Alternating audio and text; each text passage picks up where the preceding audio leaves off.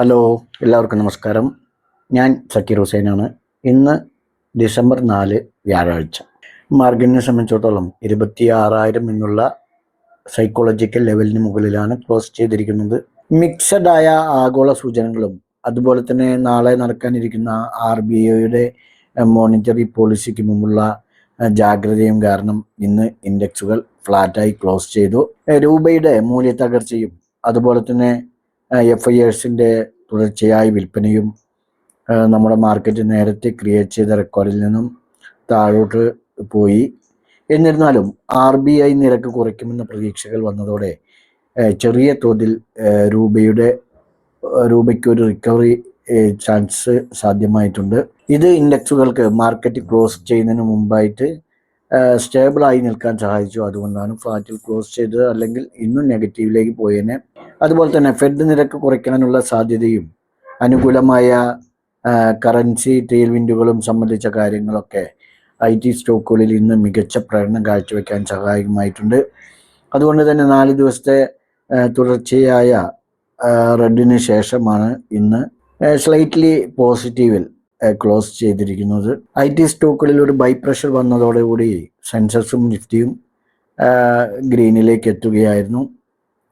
Indian രൂപ ഡോളറിനെതിരെ 90.56 എന്ന record താഴ്ന്ന നിലയിലേക്ക് എത്തി. ടെക്നിക്കലി നോക്കുകയാണെങ്കിൽ ഹവർലി ചാർട്ടിലേക്ക് വരികയാണെങ്കിൽ നിഫ്റ്റി 21 EMAക്ക് താഴെയായിരുന്നു. ഇത് സെഷനിലുടനീളം ഒരു സെല്ലിംഗ് പ്രഷർ റിഫ്ലക്റ്റ് ചെയ്തു. ഭാഗ്യത്തിന് വലിയൊരു ഇടിവ് ഇന്ന് വന്നില്ല. മാത്രമല്ല ഇവിടെ ഒരു ഹവർലി ചാർട്ടിൽ ഒരു ട്രെൻഡ് ലൈൻ ഫോം ആയിട്ടുണ്ട്. ഇതൊരു നിർണായക സപ്പോർട്ടായിട്ട് തുടർന്ന് അങ്ങോട്ട് പ്രവർത്തിക്കും. നാളെ നടക്കുന്ന ഇൻട്രസ്റ്റ് റേറ്റ് അനൗൺസ്മെൻറ്റ് വരെ മാർക്കറ്റ് ഒരു നാരോ റേഞ്ചിൽ ഇൻസ്റ്റേബിളായിട്ട് മൂവ് ആവുമെന്നാണ് കരുതുന്നത്. അത് പുറത്തിറങ്ങിക്കഴിഞ്ഞാൽ നമുക്കൊരു വോളറ്റിലിറ്റി പ്രതീക്ഷിക്കാം. ഞായറാഴ്ചയിലെ വീഡിയോയിൽ പറഞ്ഞിരുന്നു, പരമാവധി നാളെ ട്രേഡിങ്ങിൽ നിന്ന് വിറ്റു നിൽക്കുന്നതായിരിക്കും നല്ലത്. പ്രത്യേകിച്ച് നാളെ ഫ്രൈഡേ കൂടെയാണ്. ടെക്നിക്കലി 26,100 അതുപോലെ തന്നെ 26,109 സോൺ ഇമ്പോർട്ടൻ്റ് റെസിസ്റ്റൻസ് ആയിട്ട് ഇപ്പോൾ നിലവിൽ നിലനിൽക്കുന്നുണ്ട്. അതേസമയം സപ്പോർട്ടായിട്ട് 25,900 എന്നുള്ള ഈ ഒരു സോണ്, അതുപോലെ തന്നെ 25,950 ഇതിലൊക്കെ പ്ലേസ്ഡ് ആയിട്ടുണ്ട്. 26,000 താഴെയുള്ള ഡൗൺ 25,950 25,900 ഈ പറയുന്ന സോണുകളിലേക്ക് പെട്ടെന്ന് കൊണ്ടുപോയേക്കാം. കാരണം ചാർട്ട് സെറ്റിങ്സ് അവർ ടൈം ഫ്രെയിമിൽ വീക്കായിട്ടാണ് കാണപ്പെടുന്നത്. ഇന്ന് നിഫ്റ്റിയെ സംബന്ധിച്ചിടത്തോളം 47 പോയിന്റ് പോസിറ്റീവിൽ 26,033 ക്ലോസ് ചെയ്തേക്കുന്നത്. സെൻസെക്സിലേക്ക് വരുമ്പോൾ 158 പോയിന്റ് പോസിറ്റീവിൽ 85,865 ക്ലോസ് ചെയ്തു. എന്നാൽ ബാങ്ക് നിഫ്റ്റി ഇന്ന് അല്പം മടി കാണിച്ചു. 59-60 പോയിന്റ് നെഗറ്റീവിലാണ് ഇന്ന് ക്ലോസ് ചെയ്തിരിക്കുന്നത്. 59,288. ഓക്കെ, ഇനി ബ്രോഡർ മാർക്കറ്റിലേക്ക് വരുമ്പോൾ നിഫ്റ്റി മിഡ് ക്യാപ്പ് നെഗറ്റീവ് ബൈസ്മായി ഫ്ലാറ്റിൽ ക്ലോസ് ചെയ്തു. സ്മോൾ ക്യാപ്പ് 0.24% ഇടിയുകയാണ് ചെയ്തത്. സെക്ടറൽ വൈസ് നോക്കുകയാണെങ്കിൽ IT 1.4% ഉയർന്ന് ഏറ്റവും കൂടുതൽ നേട്ടമുണ്ടാക്കി. തുടർന്ന് reality, FMCG, auto, pharma, metal, chemical എന്നിവ പോസിറ്റീവോടുകൂടി ക്ലോസ് ചെയ്തു. മറിച്ച് നിഫ്റ്റി മീഡിയ 1.45% ഇടുകയാണ് ചെയ്തത്. തുടർന്ന് Nifty bank, financial services, consumer durables, oil and gas എന്നിവയും റെഡിൽ ക്ലോസ് ചെയ്തു.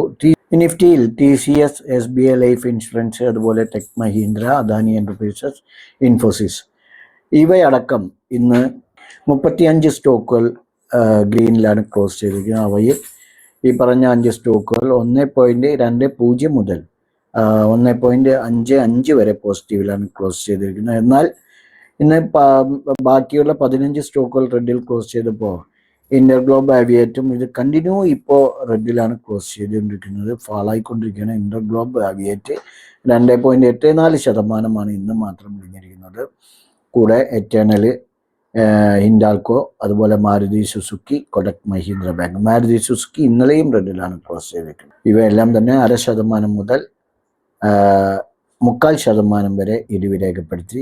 ഏറ്റവും കൂടുതൽ ഇന്റർ ഗ്ലോബൽ അവിയേറ്റ് തന്നെയാണ്. അപ്പോൾ ഇതൊക്കെയാണ് മാർക്കറ്റ് റിപ്പോർട്ടുകൾ. ഇനി നമുക്ക് നാളെ ഇന്ന് പറഞ്ഞ സപ്പോർട്ട് ആൻഡ് റെസിസ്റ്റൻസ് ലെവലുകളൊന്ന് വാച്ച് ചെയ്ത് നാളെ നമുക്ക് എങ്ങനെ ട്രേഡ് എടുക്കാമെന്നൊന്ന് പരീക്ഷിക്കാം.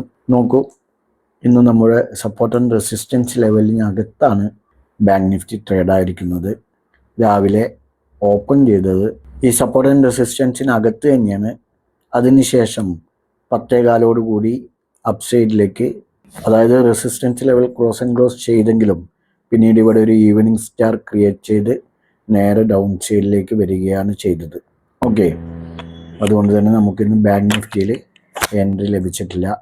നിഫ്റ്റിയിൽ നോക്കുകയാണെങ്കിലും നമുക്ക് സപ്പോർട്ട് ആൻഡ് റെസിസ്റ്റൻസ് ലെവലിന് അകത്താണ് ഓപ്പൺ ചെയ്തത്. സെക്കൻഡ് ക്യാൻഡിൽ ക്ലോസ് ചെയ്തുകൊണ്ട് തന്നെ നമുക്ക് ഇവിടെ എൻട്രിക്ക് സാധ്യമായിട്ടുണ്ട്. ഇതിന് മുകളിൽ നമുക്ക് എൻട്രി എടുത്താൽ മതിയാവും.